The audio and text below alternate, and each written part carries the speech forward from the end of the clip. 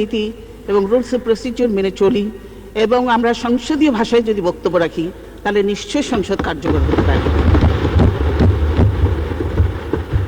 মাননীয় স্পিকার, 4.5 বছর ধরে বিএনপি ক্ষমতায় নেই, কিন্তু আমরা সরকারে থাকতে আমাদের বিরুদ্ধে নানা রকম অপপ্রচার হয়েছে, এখনো আমাদের বিরুদ্ধে নানা রকম অপপ্রচার চালানো হচ্ছে। আপনারা দেখেছেন আমরা সরকারে না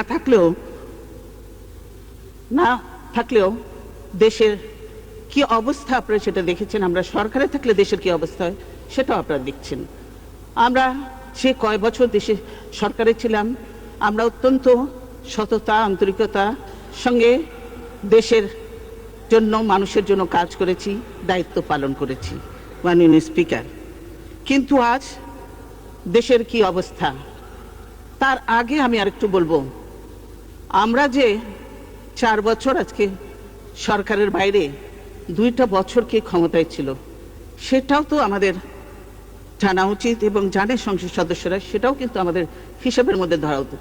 2টা বছর যে সরকার ছিল সেই সরকারটা ছিল সম্পূর্ণভাবে অবৈধ এবং অসাংবিধানিক সরকার, এবং সেই সরকারের আমলেই এই দেশের যে ক্ষতি করা হয়েছে, যে জুলুম, যে নির্যাতন, যে অত্যাচার হয়েছে এ দেশের সাধারণ মানুষের উপরে, এবং আমি বলবো সকল সংসদ সদস্য অনেকের উপরেই এই জুলুম নির্যাতন অত্যাচার হয়েছে, এবং তার ফলে কিন্তু দেশ যে পিছনের দিকে যেতে শুরু করেছে এখন পর্যন্ত আর দেশ সেই সামনের দিকে এগিয়ে যেতে পারছে না। তারা এত ক্ষতি করেছে দেশের। আর এরা কারা? এরা মঈনুদ্দিন ফখরুদ্দিন, এই মঈনুদ্দিন ফখরুদ্দিন উদ্দিন সাহেবরা যে দেশের ক্ষতি করেছে। কিন্তু সবসময় আমরা দেখা যায় যে কিছু হলেই বিএনপির দোষ, জোট সরকারের আমলে এই দেশের এই হয়েছে ওই হয়েছে।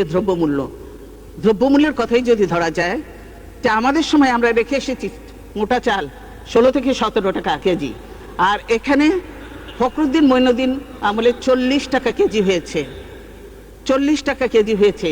আর অন্য চাল আরো দাম বেড়েছে, তেল লবণ সব কিছু দাম আমরা দিতে পারবো যে কত দাম বেড়েছে। কিন্তু সেটা ফখরুদ্দিন মঈনুদ্দিনের যত সব জঞ্জাল বিএনপির ঘাড়ে চাপানো হয়।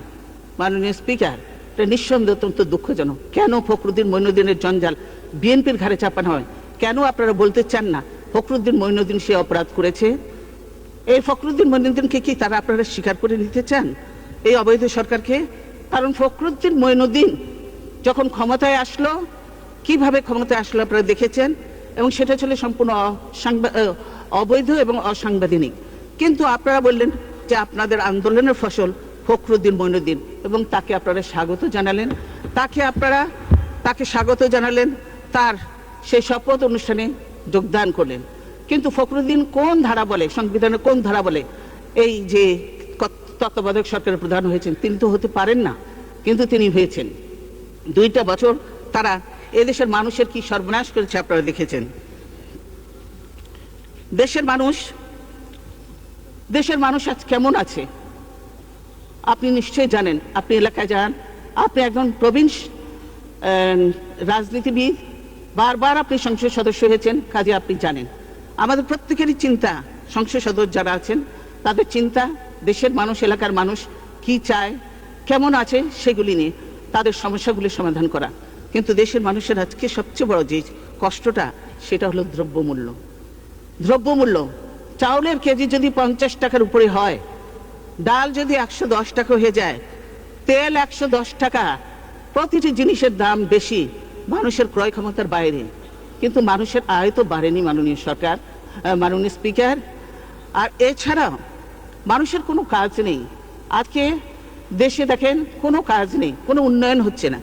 এবং এটা আমরা শুধু নয়, আপনাদের অ্যালায়েন্সে যারা আছে তারাও কিন্তু বলছে দেশে কোনো উন্নয়ন হচ্ছে না। রাস্তাঘাটের যে দুরবস্থা, এই অবস্থা কেন উন্নয়ন হচ্ছে না? উন্নয়ন যদি না হয় তাহলে এই দেশ তো শেষ হয়ে যাবে।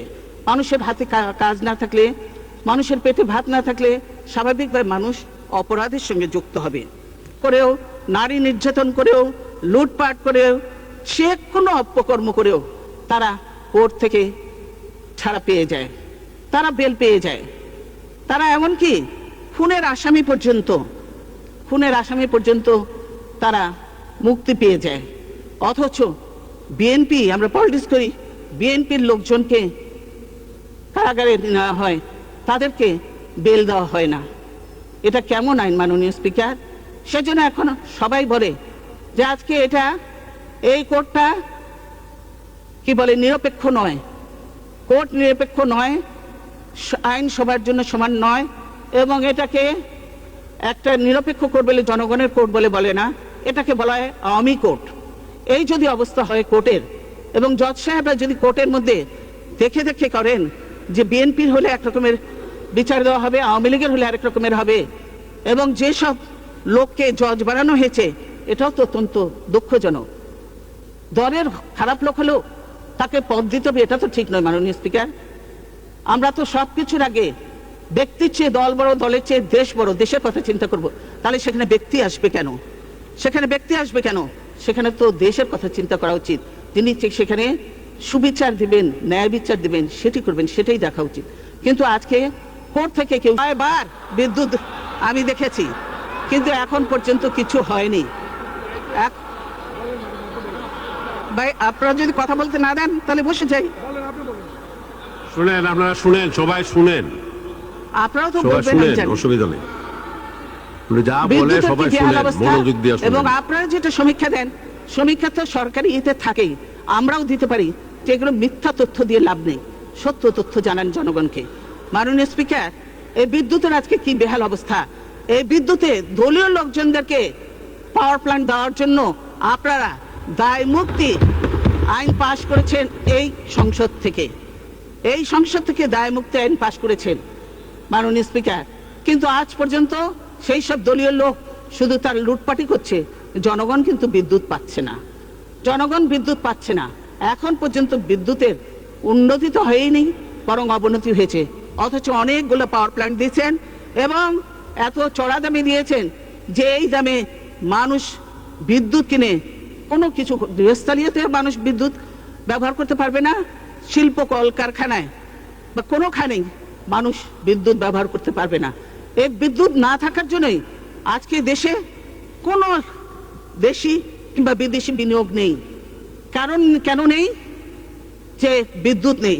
ইন্ডাস্ট্রি করলে সেখানে বিদ্যুতের সংযোগ দেওয়া যায় না, যার জন্য কিন্তু মানুষ একটা কঠিন সমস্যার মধ্যে আছে, বিপদের মধ্যে আছে। কি হয়েছে? মানুষ দেখবেন যে লোন নিয়েছে, ইন্ডাস্ট্রি করেছে, কিন্তু সেই ইন্ডাস্ট্রিতে চালাবে, বিদ্যুতের সংযোগ পাচ্ছে না তিনারা। ফলে তাকে ঋণ পরিশোধ করার জন্য দিনের পর দিন গুনতে হচ্ছে টাকা, অথচ তার মাথার উপরে ঋণের বোঝা বাড়ছে, কিন্তু তার ইন্ডাস্ট্রি চলছে না, বিদেশি বিনিয়োগ আসছে না, দেশের সার্বিক রাজনৈতিক পরিবেশ ভালো নয়, তার উপরে বিদ্যুৎ গ্যাস নেই বিধায় বিদেশি কোনো বিনিয়োগ আসছে না। বিদেশিরা পর্যন্ত বলছে বিদেশি দেশে বিনিয়োগ হচ্ছে না, দুর্নীতি বেড়ে গেছে, দুর্নীতির জন্য দেশে বিনিয়োগ হচ্ছে না, বিদেশিরা এটা বলেছে মাননীয় স্পিকার। কাজে বুঝতে পারছেন যে কি অবস্থাটা, কোনো বিনিয়োগ হচ্ছে না। এই যে ডিজিটাল, এই ডিজিটাল দিয়ে তো কোনো কিছু কাজ হবে না, বরং সত্যিকারে বাস্তবতায় আসুন মাননীয় স্পিকার। গ্যাস, এই যে মানে, তারপরে ওই যে হাউজিং এর ব্যাপারও একই।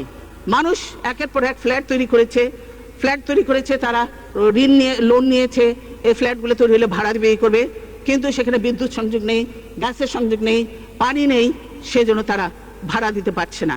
আর এইদিকে তাদেরকে ঋণের বোঝা মাথায় নিয়ে ঘুরতে হচ্ছে। এই নাম কি ডিজিটাল বাংলাদেশ? এই ডিজিটাল বাংলাদেশ কি মানুষ দেখতে চেয়েছে? মানুষ এখন বই বিদেশ থেকে ছাপিয়ে আনতে হয়, এটা অত্যন্ত দুঃখের মাননীয় স্পিকার। তাই বলতে চাই, তাই মাননীয় স্পিকার বলতে চাই যে আপনার মাধ্যমে আপনি বলেছেন যে আপনারা সংসদে আসেন, আমরা সংসদে আসব। আমি আশা করি একদিন প্রথম দিনেই যে হইচই আপনাদের দেরিয়ে তো, এরপরে তো আজকে আপনি সুযোগ দিয়েছেন। এই ধরনের মাননীয় বিরোধী নেতা এই ধরনের একটু ইয়ে না হলে সংসদ প্রাণবন্ত, আমি যা কথা বলেছি তবে আপনাকে ডিস্টার্ব করতে দেওয়া হবে না, এবং তথ্য ভিত্তিক আমি কথা বলেছি, সম্পূর্ণ সত্য এবং তথ্য ভিত্তিক কথা বলেছি। কাজের মধ্যে কোনো বিভ্রান্তি থাকার কথা নয়। আর তো নেই বেশি। মাননীয় স্পিকার, কি হয়েছে? না আজান পড়বে আবার। মাননীয় স্পিকার, সংসদে আমাদের যদি মুলতবি প্রস্তাবগুলো গ্রহণ করেন, দেশের এই সমস্যাগুলি নিয়ে আলোচনা করার সুযোগ দেন, তাতে বরং গভর্নমেন্ট, সরকার এবং সংসদ উভয় উপকৃত হবে। তাহলে নিশ্চয়ই আমরা সংসদে আসব, কথা বলবো। আমার মনে করি আপনি হয়তো এইটুকু আশ্বাস দেবেন। আজকে আপনি যে সময় দিয়েছেন আমাকে, সেজন্য ধন্যবাদ। আমি এখনো বলবো যে আপনারা শুধু এখানে গলাবাজি আর বাইরে যে হাতাহাতি মারামারি না করে দেশটাকে রক্ষা করার জন্য একটু কাজ করেন, দেশটাকে রক্ষা করার জন্য কাজ করেন। কারণ আজকে এই যে যেভাবে লুটপাট করছেন, যেভাবে পাচার করছেন, টাকা লুটপাট করছেন, কাজেই এই লুটপাট বন্ধ করেন।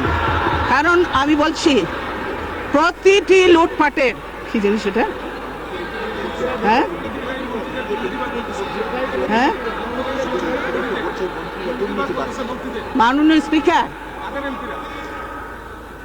স্পিকার, খবরের কাগজ বলছে, মাননীয় এমপিরা বলছে যে মন্ত্রীরা দুর্নীতিবাজ, আবার মন্ত্রীরা বলছে এমপিরা দুর্নীতি করছে। আপনাদের দলের লোকই তো দুর্নীতির কথা বলছে, এবং দুর্নীতি হচ্ছে, প্রতিপদে দুর্নীতি হচ্ছে, সংসদীয় কমিটিও বলছে।